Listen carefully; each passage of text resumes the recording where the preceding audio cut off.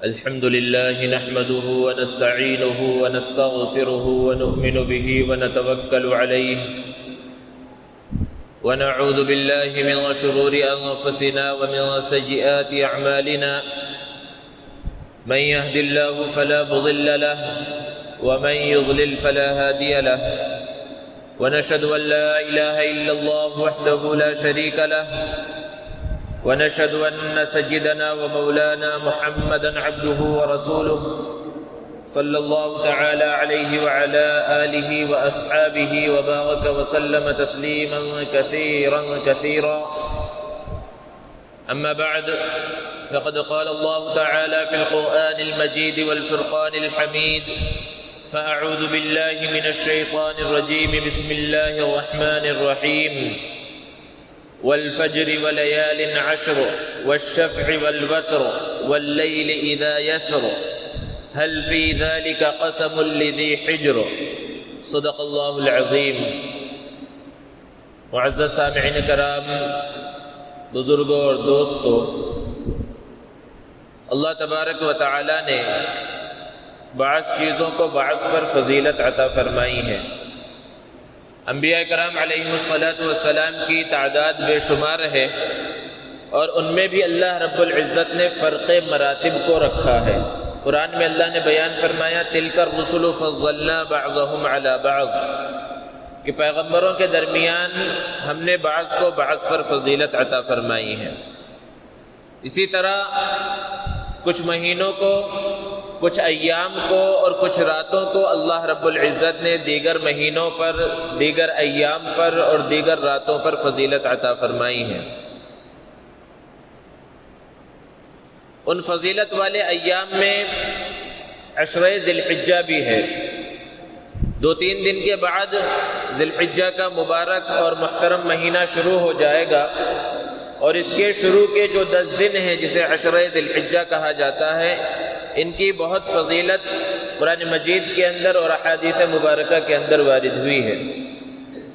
اس کی فضیلت کے لیے صرف اتنا ہی کافی ہے کہ اللہ رب العزت نے اس کا تذکرہ قرآن مجید میں کیا ہے۔ اللہ تبارک و تعالی نے بیان فرمایا والفجر ولیال عشر، قسم ہے فجر کے وقت کی اور قسم ہے 10 راتوں کی۔ مفسرین بیان فرماتے ہیں کہ یہاں اللہ رب العزت نے جو 10 راتوں کی قسم کھائی ہے، ان 10 راتوں سے ذی الحجہ کی شروع کی 10 راتیں مراد ہے۔ کسی چیز کی اہمیت کو بتلانے کے واسطے قسم کھانے کی ضرورت نہیں ہے اللہ رب العزت کو، لیکن اللہ تبارک و تعالی قرآن مجید کے اندر مختلف مقامات پر مختلف چیزوں کی قسمیں کھاتے ہیں۔ آپ قرآن پڑھیں تو پتہ چلے گا کہ الگ الگ مقامات پر اللہ نے الگ الگ چیزوں کی قسمیں کھائی ہیں۔ جس چیز کی قسم اللہ نے کھا لی اس کا مقام اور مرتبہ بلند ہو جاتا ہے۔ تو یہاں 10 راتوں کی، ذی الحجہ کی 10 راتوں کی اللہ نے قسم کھائی، اس سے اس کا مقام اور مرتبہ بلند ہو گیا۔ آگے اللہ نے بیان فرمایا والشفع والوتر، قسم ہے شفع کی یعنی جفت کی، اور قسم ہے طاق کی۔ مفسرین بیان فرماتے ہیں کہ شفع یعنی جفت عدد سے مراد عید الاضحیٰ کا دن ہے، یوم النحر ہے، اللہ نے اس دن کی قسم کھائی۔ اور وتر یعنی طاق عدد سے مراد 9 ذی الحجہ عرفہ کا دن ہے، اس دن کی اللہ رب العزت نے قسم کھائی ہے۔ تو قرآن مجید کے اندر اللہ رب العزت نے اس کا تذکرہ کیا، اس سے اس کی اہمیت کا اور عظمت کا پتہ چلتا ہے۔ اور ہم غور کریں تو پتہ چلے گا کہ عظمتوں اور فضیلتوں کا ایک سلسلہ جو رمضان المبارک سے شروع ہوا تھا، وہ چلتے چلتے ذی الحجہ کے مہینے تک پہنچ جاتا ہے۔ اللہ رب العزت نے عبادتوں کے درمیان ایک عجیب قسم کی ترتیب رکھی ہے کہ پہلے رمضان کا مبارک مہینہ لائیں، اور اس میں اسلام کے ایک اہم رکن روزوں کی فرضیت اس کو مسلمان ادا کرتے ہیں، اور جیسے ہی رمضان کے ایام ختم ہوتے ہیں، روزے ختم ہوتے ہیں، اگلے ہی دن سے یعنی 1 شوال سے ہی اسلام کے دوسرے اہم رکن حج کی تمہید شروع ہو جاتی ہے۔ حج اسلام کے ارکان میں سے ایک اہم رکن ہے، اور حج جو ادا کیا جاتا ہے وہ اصل ذی الحجہ کے مہینے میں ادا کیا جاتا ہے۔ چند ایام ہیں اس کے ادا کرنے کے واسطے، لیکن حج کے واسطے احرام باندھنا وہ 1 شوال سے ہی شروع ہو جاتا ہے اور جائز ہو جاتا ہے۔ پہلے زمانے میں جب سواریوں کا انتظام اس طرح نہیں تھا جس طرح آج ہے، اور تیز رفتار سواریاں نہیں تھی، اور لوگ دنیا کے کونے کونے سے اور چپے چپے سے حج کے لیے تو جاتے ہی تھے، تو وہ کئی مہینے پہلے ہی سفر کو شروع کرتے تھے اور پھر عین وقت پر وہ مکہ المکرمہ پہنچتے تھے۔ تو ایک شوال سے پہلے حج کا احرام باندھنا درست نہیں، لیکن جیسے ہی ایک شوال ہو جائے تو شوال کے مہینے سے ہی حج کا احرام شروع ہو جاتا ہے اور حج کا احرام باندھنا جائز ہو جاتا ہے۔ تو حج کے یہ 3 مہینے شوال، ذی القعدہ اور ذی الحجہ کے شروع کے 10 دن، اس اعتبار سے بھی عشرہ ذی الحجہ فضیلت کا حامل ہے کہ ان ایام کے اندر حج جیسی اہم عبادت کو ادا کیا جاتا ہے۔ عام حالات جب تھے اور حالات درست تھے، یہ ایام وہ ہوتے تھے کہ لوگ حج کے لیے روانہ ہو رہے ہوتے تھے، لوگ حاجیوں کو الوداع کر رہے ہوتے تھے، لوگوں کے دلوں کے اندر تڑپ ہوتی تھی، خواہش ہوتی تھی، اور عاشقانہ انداز میں بیت اللہ شریف کی طرف دنیا کے کونے کونے اور چپے چپے سے رواں دواں ہوتے تھے۔ وہ سمندروں کو عبور کر کے اور پہاڑوں کو اور صحراؤں کو عبور کر کے مکہ المکرمہ پہنچنے کی کوشش کرتے تھے اور لوگ پہنچتے تھے، لیکن 2 سالوں سے حالات درست نہیں ہیں اور حج باہر والوں کے واسطے بند ہے، عمرے کی اجازت نہیں ہے۔ ایسے حالات میں ہماری ذمہ داری اور زیادہ بڑھ جاتی ہے کہ ہم اللہ کی طرف رجوع کریں اور اللہ سے دعا کریں کہ اللہ رب العزت حالات کو درست فرمائے اور مسلمان آسانی کے ساتھ، اطمینان اور سکون کے ساتھ حج اور عمرے کو انجام دے سکیں۔ حج اصل میں کیا تھا؟ حج ایک عاشقانہ عبادت ہے کہ ایک سیدھا سادہ مسلمان عمدہ لباس کے اندر ملبوس ہے، شیروانی پہنے ہوا ہے، کوٹ پینٹ میں ہے، کرتے پیجامے میں ہے، جبے قبے کے اندر ہے، پگڑی ہے اس کے سر پر، ٹوپی ہے، ہیٹ ہے، جوتا ہے اور عمدہ قسم کی چپل ہے، لیکن جب اس کا ارادہ ہوتا ہے کہ وہ جائے عمرے کے واسطے، وہ جائے حج کے واسطے، تو اب پھر حکم ہوتا ہے کہ اپنے انداز کو بدل ڈالو، چاہے جتنا بڑا ہو، دنیاوی اعتبار سے، دین کے اعتبار سے، چاہے محدث ہو، مفسر ہو، مفتی ہو، ڈاکٹر ہو، انجینئر ہو، صدر ہو، وزیر اعظم ہو، کوئی بھی اس راستے پر اگر جا رہا ہے، اللہ کے دربار کی طرف اگر جانا چاہتا ہے، تو حکم ہوتا ہے بھئی یہ شیروانی نکال دو، یہ کوٹ پینٹ نکال دو، یہ عمدہ قسم کا کرتا پائجامہ نکال دو، یہ اپنے جبے کو نکال دو، اور سر سے یہ عمامہ بھی اتار دو، اس ٹوپی کو بھی اتار دو، اور عمدہ قسم کے جوتے اور عمدہ قسم کی جو بڑی چپلیں پہن رکھی ہے اس کو بھی اتار دو، اور جس طرح ایک مردے کو کفن دیا جاتا ہے 2 کپڑوں میں، سادہ کپڑوں میں، بغیر سلے ہوئے کپڑوں میں، ویسی 2 چادریں اپنے اوپر ڈال لو اور عاشقانہ انداز میں بیت اللہ کی جانب روانہ ہو جاؤ، اللہ کے نام کو بلند کرتے ہوئے کہ لبیک اللہم لبیک لبیک لا شریک لک لبیک ان الحمد والنعمت لک والملک لا شریک لک۔ تو اللہ کی بڑائی بیان کرتے ہوئے ایک انسان سب کچھ چھوڑ چھاڑ کر اللہ کے دربار میں پہنچ جاتا ہے، اور پھر وہاں بیت اللہ شریف میں پہنچ گیا،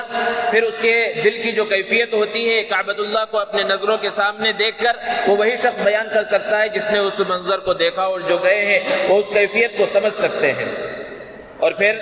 اس کے بعد مختلف طرح کے جو امور ہیں وہ انجام دیے جاتے ہیں، عمرہ کرنا ہوتا ہے تو عمرہ کرتا ہے، اور حج کرنا ہوتا ہے تو حج کو مکمل کرتا ہے۔ غرض یہ کہ ایک عاشقانہ عبادت ہے، ایک عاشقانہ انداز ہوتا ہے۔ اگر ایک سوال سادہ سا کیا جائے کہ بھئی حج اصل میں کیا ہے، تو لوگ تو حج کے بہت سارے فلسفے بیان کرتے ہیں کہ حج جو ہے ایک انٹرنیشنل قسم کی عبادت ہے، اور اس پر پھر طرح طرح کے حاشیے چڑھائے جاتے ہیں، لیکن اصل میں ایک عاشق کی نگاہ سے دیکھا جائے تو حج کیا ہے؟ حج نام ہے حضرت ابراہیم علیہ السلام کی چند اداؤں کا، حج نام ہے حضرت اسماعیل علیہ السلام کی چند وفاؤں کا، حج نام ہے حضرت ابراہیم اور حضرت اسماعیل علیہ السلام کی چند دعاؤں کا۔ یہی ادائیں، یہی وفائیں، یہی دعائیں حج بن گئی۔ جب کعبۃ اللہ شریف کی تعمیر سے حضرت ابراہیم علیہ السلام فارغ ہوئے، اللہ رب العزت نے حکم دیا وَأَذِّنُوا فِي النَّاسِ بِالْحَجِّ، لوگوں میں حج کا اعلان کر دیجئے۔ آپ کے پاس پیدل بھی، سوار بھی، دنیا کے کونے کونے اور چپے چپے سے لوگ آئیں گے، آپ حج کا اعلان کیجئے۔ حضرت ابراہیم علیہ السلام نے فرمایا پروردگار، میں اگر یہاں اعلان کروں گا تو میری آواز کتنی ہے؟ زیادہ سے زیادہ یہ مکہ میں رہنے والے اور یہاں جو قبیلہ جرہم آباد ہوا ہے یہ لوگ سنیں کہ میری آواز کہاں تک پہنچے گی؟ اللہ رب العزت نے بیان فرمایا علیک الاذان وعلینا البلاغ، آپ کی ذمہ داری اعلان کرنا ہے اور اس کو پہنچانا ہماری ذمہ داری ہے۔ اللہ کے رسول صلی اللہ علیہ وسلم نے فرمایا کہ حضرت ابراہیم علیہ السلام نے ایک چوٹی پر کھڑے ہو کر حج کا اعلان کیا، اور اس وقت دنیا میں جتنے لوگ باحیات تھے سب نے اس اعلان کو سنا، اور جو اب تک پیدا نہیں ہوئے تھے قیامت تک پیدا ہونے والے تھے ان سب نے بھی اس اعلان کو سنا، اور جس نے اس اعلان کو سن کر لبیک کہا اسے حج کی توفیق ملتی ہے، اور جس نے جتنی مرتبہ لبیک کہا اسے اتنی مرتبہ حج کی توفیق ملتی ہے۔ بڑی بابرکت تھی وہ روحیں جنہوں نے لبیک کی بھرمار کر دی کہ انہیں اپنی زندگی کے اندر 20 حج نصیب ہوئے۔ تو بہرحال یہ ایک اہم رکن ہے جو ان ایام کے اندر ادا کیا جاتا ہے، اس سے ان ایام کی عظمت اور اہمیت کا پتہ چلتا ہے۔ یہ جو عشرہ ذی الحجہ ہے اس کا جو مقام اور مرتبہ ہے وہ اسی وجہ سے بہت زیادہ بڑھا ہوا ہے کہ ایام ایسے ہیں کہ دو عبادتیں ان ایام کے اندر ایسی ادا کی جاتی ہیں کہ وہ عبادتیں دیگر ایام میں ادا ہی نہیں ہو سکتی۔ ان عبادتوں میں سے ایک عبادت وہ تو حج کی عبادت ہے، دوسری عبادتوں کا حال کیا ہے کہ نماز ہے، روزہ ہے، زکوٰۃ ہے، کہ انسان 5 وقت کی نماز انسان کے اوپر فرض ہے، لیکن نفلی نماز جتنا چاہے جہاں چاہے وہ پڑھ سکتا ہے۔ روزہ سال میں 1 مرتبہ 1 مہینے کا رکھنا فرض ہے، لیکن نفلی روزے انسان جب چاہے رکھ سکتا ہے، جہاں چاہے رکھ سکتا ہے۔ زکوٰۃ سال میں 1 مرتبہ دینا فرض ہے، لیکن نفلی صدقہ خیرات جب چاہے جتنا چاہے نکال سکتا ہے۔ لیکن حج ایک ایسی عبادت ہے کہ وہ خاص انہی ایام میں ہی ادا کی جاتی ہے، اور حج صرف فرض ہے۔ کوئی حج نفل بھی ادا کرنا چاہے تو بھی اس کے لیے ان ایام کا آنا ضروری ہے اور اس مقام کے اوپر پہنچنا ضروری ہے۔ کسی دوسرے مقام پر حج ادا نہیں ہو سکتا، دوسرے ایام کے اندر حج ادا نہیں ہو سکتا۔ تو ان ایام کی یہ عظمت اور فضیلت ہے۔ اور دوسری عبادت ہے قربانی، جس کو مسلمان انشاءاللہ بڑے جوش و خروش کے ساتھ 10 ذی الحجہ اور 11 اور 12 ذی الحجہ کو ادا کریں گے۔ تو وہ قربانی کی عبادت بھی ایسی عبادت ہے کہ وہ صرف انہی ایام میں ہی ادا کی جا سکتی ہے۔ نفلی قربانی دراصل کچھ نہیں ہے، قربانی واجب ہوتی ہے جو انسان کو ادا کرنا ہے، اور نفلی قربانی بھی کچھ کرنا چاہ رہا ہے وہ بھی انہی ایام میں ہوگی۔ ہاں کوئی جانور صدقہ کرنا چاہے، جانور جب چاہے ذبح کر دے اور اس کے گوشت کو تقسیم کر دے بطور صدقہ، اس کی گنجائش ہے، لیکن یہ قربانی نہیں ہے۔ وہ قربانی کے نام کے جو جانور ذبح ہوتا ہے وہ انہی ایام میں، اسی مہینے کے اندر، اسی عشرے کے اندر ہی وہ ہوگا۔ تو اس سے بھی ان ایام کی عظمت اور اہمیت کا پتہ چلتا ہے۔ اللہ کے رسول صلی اللہ علیہ وسلم نے ارشاد فرمایا کہ عشرہ ذی الحجہ کے اندر، ذی الحجہ کے شروع کے 10 دنوں کے اندر اللہ رب العزت کو عبادت جتنا پسند ہے کسی اور دن کے اندر اتنی زیادہ عبادت پسند نہیں ہے۔ صحابہ نے پوچھا اللہ کے رسول کیا دوسرے ایام میں اگر کوئی شخص جہاد کر رہا ہو، وہ جہاد کے اندر شامل ہو، تو کیا اس جہاد سے بھی بڑا مقام و مرتبہ ان 10 ایام کے اندر عبادت کرنا ہے؟ اللہ کے رسول صلی اللہ علیہ وسلم نے بیان فرمایا کہ جہاد سے بھی زیادہ افضل عبادت ان 10 دنوں میں عبادت کرنا ہے۔ ہاں اس مجاہد کا مقام و مرتبہ ضرور بڑھا ہوا ہے جو اللہ کے راستے میں جہاد کے واسطے نکلا اور اس نے شہادت کے مرتبے کو پا لیا، اپنی جان کا نذرانہ اللہ کے دربار میں پیش کر دیا، تو اس کا مرتبہ تو بہرحال بڑھا ہوا ہے۔ لیکن اس کے علاوہ سب سے زیادہ پسند اللہ کو ذی الحجہ کے شروع کے 10 دنوں میں عبادت کرنا ہے۔ ذرا ہم غور کریں، اپنا محاسبہ کریں کہ اللہ کے رسول صلی اللہ علیہ وسلم نے اتنی عظمت بیان فرمائی۔ رمضان کی بھی عظمت ہے اور بہت زیادہ عظمت ہے، اور ہر مسلمان کو معلوم ہے اور ضرور معلوم ہونا چاہیے، اور ان عظمتوں اور فضیلتوں کو حاصل کرنے کی فکر اور کوشش ہونی چاہیے۔ لیکن ذی الحجہ کے شروع کے جو 10 دن ہیں، عشرہ ذی الحجہ کا جو مقام اور مرتبہ ہے، اور ان دنوں کے اندر عبادت کی جو اہمیت اور فضیلت ہے، پہلے تو زیادہ معلوم نہیں ہے، لیکن معلوم ہونے کے باوجود بھی ہمارے دلوں کے اندر وہ جذبہ، وہ کیفیت، وہ تڑپ پیدا نہیں ہوتی جو رمضان کے آنے سے ہوتی ہے۔ جبکہ ایک حدیث میں اللہ کے رسول صلی اللہ علیہ وسلم نے بیان فرمایا کہ عشرہ ذی الحجہ کے یعنی ذی الحجہ کے شروع کے 10 دنوں میں سے ہر دن کا روزہ 1 سال کے روزے کے برابر ہے۔ یعنی ایک دن روزہ رکھا جائے تو 1 سال کے روزوں کے برابر ہوگا۔ یہ شروع کے 9 دنوں کی بات ہے، کیونکہ جو 10واں دن ہوتا ہے وہ تو عید کا دن ہے، اور عید کے دن روزہ رکھنا حرام ہے۔ اور راتوں کے بارے میں اللہ کے رسول صلی اللہ علیہ وسلم نے بیان فرمایا اسی حدیث کے اندر کہ ہر شب کی عبادت، ہر رات کی عبادت شب قدر کی عبادت کے برابر ہے۔ اور شب قدر کا کیا مقام و مرتبہ ہے؟ لیلۃ القدر خیر من الف شہر، کہ شب قدر 1000 مہینوں سے بہتر ہے۔ اور شب قدر متعین نہیں ہے، رمضان کے آخری عشرے کے اندر ہے،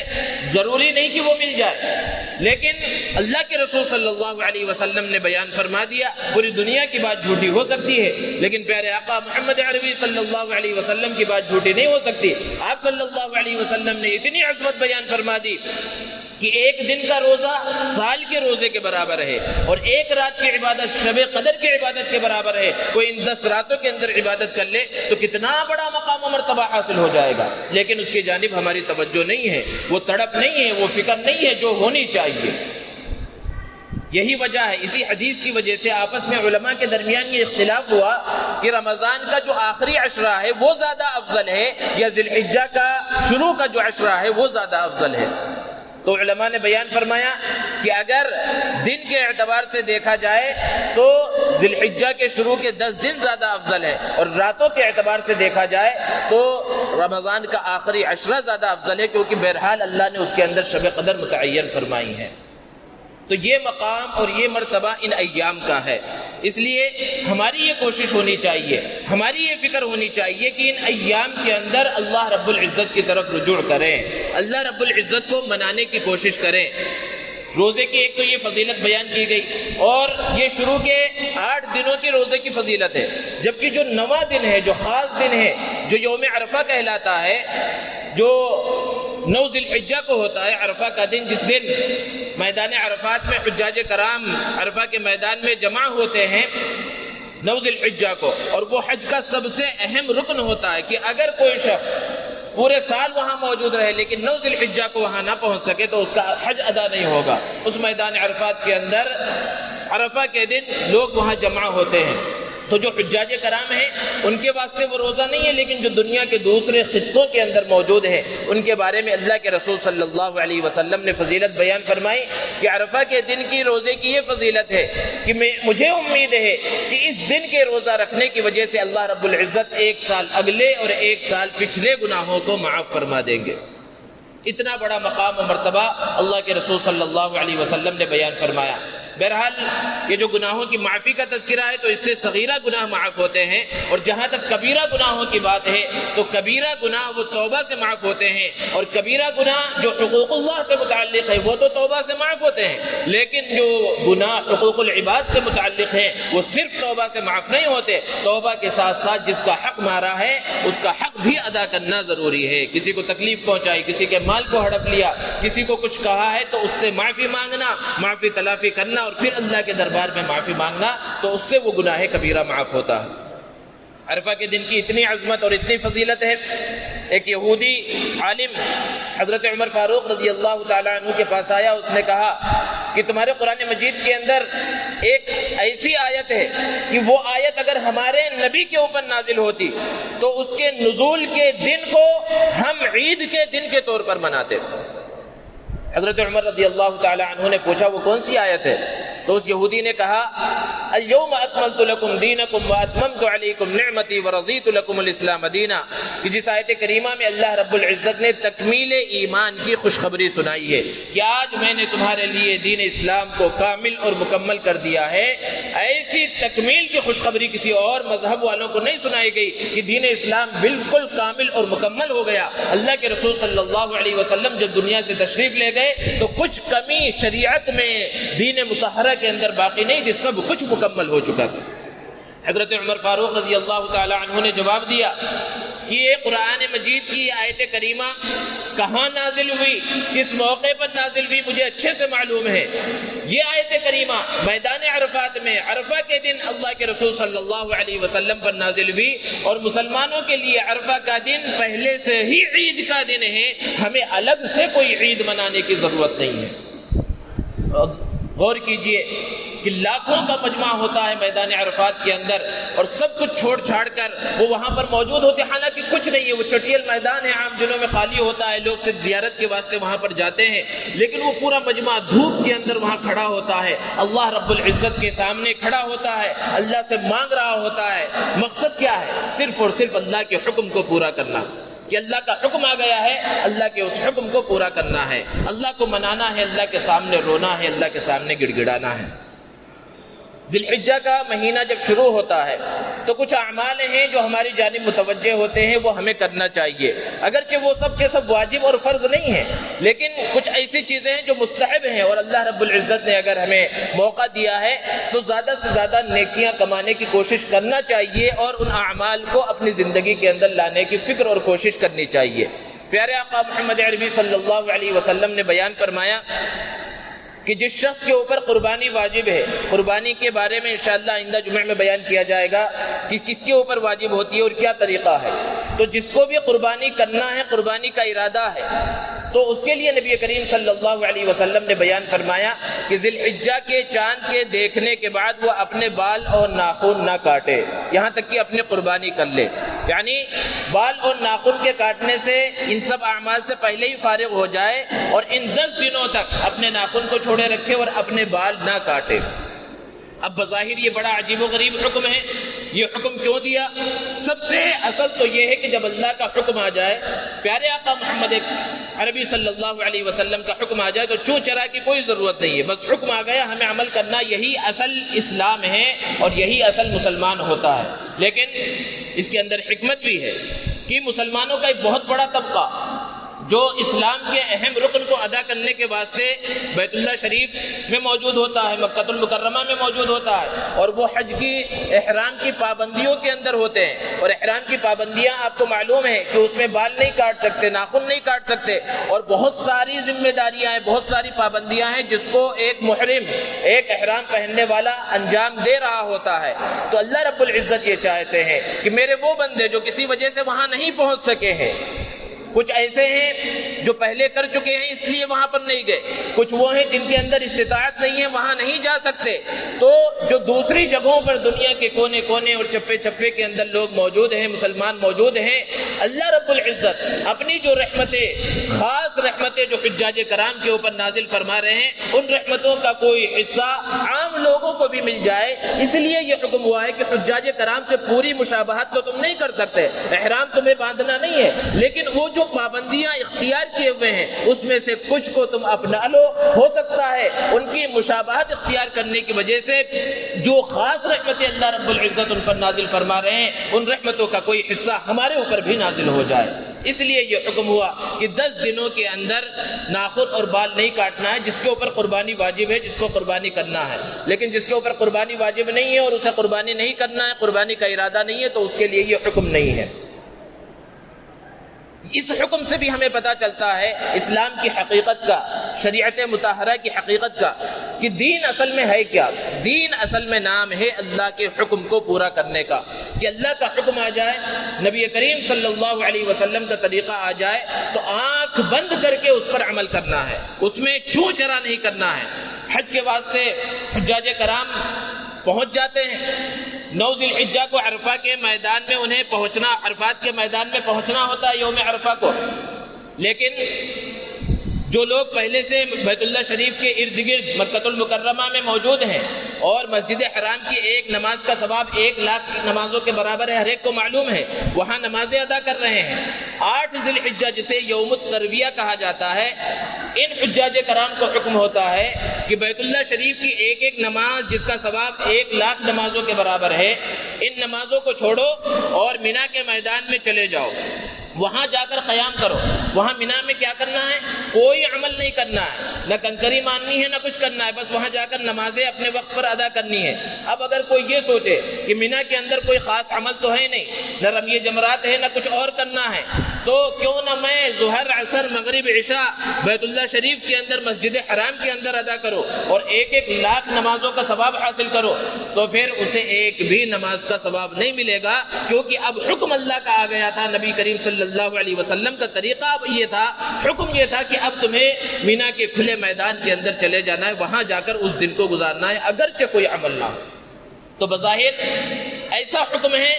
وہ ہمارے سمجھ میں آئے نہ آئے، بس اللہ کا حکم ہے، نبی کریم صلی اللہ علیہ وسلم کا وہ طریقہ ہے، اس طریقے کو اپنانا ہے، اس کو عمل کرنا ہے اور اس کو اپنی زندگی کے اندر لانا ہے۔ تو جب بھی اسلام کا کوئی حکم ہمارے سامنے آ جائے، نبی کریم صلی اللہ علیہ وسلم کا کوئی طریقہ ہمارے سامنے آ جائے، تو آنکھ بند کر کے اس پر عمل کریں۔ آج باطل طاقتوں کا اور سوشل میڈیا اور الیکٹرانک میڈیا اس کے بہت زیادہ پھیل جانے کی وجہ سے جو اسلام پر طرح طرح کے اعتراضات کیے جا رہے ہیں، ان اعتراضات میں سے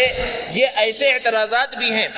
جن اعتراضات کے ذریعے صرف شکوک اور شبہات پھیلائے جاتے ہیں کہ یہ حکم کیوں دیا گیا، اس حکم سے کیا فائدہ ہونے والا ہے، اور مسلمان بھی اس کے اندر پھنس جاتے ہیں۔ حالانکہ جو حکم شریعت مطہرہ کے اندر دیا گیا ہے، ہر حکم کے اندر حکمتیں اور مصلحتیں ہیں، لیکن جب شبہات ڈالے جاتے ہیں اور شکوک و شبہات پھیلائے جاتے ہیں تو ایک انسان اس کے اندر مبتلا ہو جاتا ہے، اور پھر وہ الحاد کی جانب جو ہے متوجہ ہو جاتا ہے، الحاد کی جانب چلنے لگتا ہے، بے دینی اس کے اندر آ جاتی ہے، اور شریعت مطہرہ اور اسلام کے بارے میں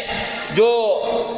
باریکی اور جو گہرائی اس کے اندر ہونی چاہیے اور جو محبت اسلام سے ہونی چاہیے، اس کے دل سے وہ آہستہ آہستہ وہ چیزیں نکلنی شروع ہو جاتی ہیں۔ اس لیے بھی اس بات کی ضرورت ہے کہ اپنے ایمان کو، اپنے اسلام کو اتنا مضبوط کر لیا جائے کہ کوئی بھی شخص آ جائے اور کسی بھی طرح کے شک اور شبہ کو پھیلانے کی کوشش کرے تو ہمارا ایمان جو ہے ڈگمگائے نہ، ثابت قدم رہے۔ یہ سب سے زیادہ بنیادی ضرورت ہے۔